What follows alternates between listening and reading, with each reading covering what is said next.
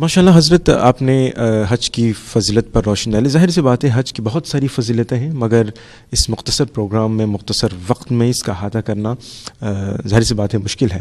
ہم ناظرین کو حج کی فضیلت کے بعد ذرا ان کی شرائط پر بھی ذرا روشنی ڈال لیجیے کہ کون کون سی شرط ہونی چاہیے حج ادا کرنے کے لیے۔ حج کے وجوب کے لیے بنیادی طور پر 8 شرائط فقہائے اسلام نے لکھی ہیں کہ وہ تمام شرائط پائی جائیں گی تو تب جا کر بندہ مومن پر حج فرض ہوگا۔ اچھا، وہ کون سی؟ ان میں سے پہلی شرط یہ ہے کہ اسلام یعنی حاجی کا، حج کرنے والے کا مسلمان ہونا۔ ٹھیک ہے۔ دوسری شرط یہ ہے کہ اگر حج کرنے والا دارالحرب کا رہنے والا ہے تو اس کو یہ معلوم ہونا چاہیے کہ حج اسلام کے فرائض میں سے ایک اہم فریضہ ہے۔ اچھا۔ تیسری شرط یہ ہے کہ بالغ ہونا۔ اگر نابالغ نے حج کیا، خود از خود کیا جبکہ سمجھدار تھا، یا اس کے ولی نے اس کی جانب سے احرام باندھا جبکہ وہ ناسمجھ تھا، ہر صورت میں نابالغ کا حج نفل ہوگا، فرض کے قائم مقام نہیں ہوگا۔ لہذا بلوغت کے بعد جب وہ استطاعت رکھے گا تو اس کو دوبارہ سے فرض حج ادا کرنا ہوگا۔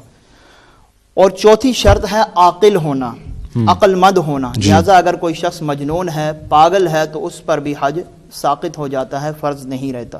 پانچویں شرط ہے آزاد ہونا، غلام جو ہوتا ہے اس پر حج فرض نہیں ہے۔ اور چھٹی شرط ہے تندرست ہونا، یعنی بندہ اعضاء سلامت، اعضاء اس کے بدن کے سلامت ہوں اور وہ حج کو چل کر جا سکے۔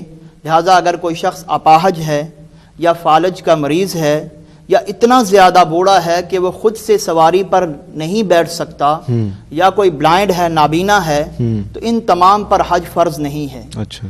اور ان تمام پر یہ بھی فرض نہیں ہے کہ کسی کو بھیج کر اپنی جگہ حج بدل کروا لیں، اور یہ بھی ضروری نہیں ہے کہ وہ وصیت کر کے جائیں۔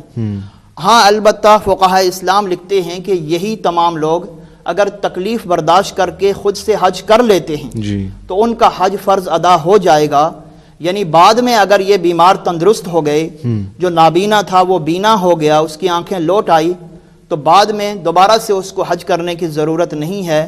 وہی تکلیف برداشت کر کے جو اس نے حج کیا تھا وہ اس کے فرض حج کے قائم مقام ہو جائے گا۔ اس کے بعد جو 7ویں شرط ہے وہ ہے سفر خرچ کا اور سواری کا مالک ہونا۔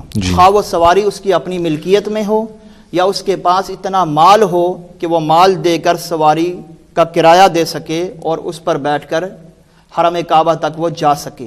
ٹھیک ہے۔ 8ویں اور آخری شرط حج کی وقت ہے، یعنی جو حج کا وقت ہے شوال، ذیقعد اور ذوالحج کے 10 دن، ان مہینوں کے اندر یہ تمام شرائط جب پائی جائیں گی تب جا کر بندہ مومن پر حج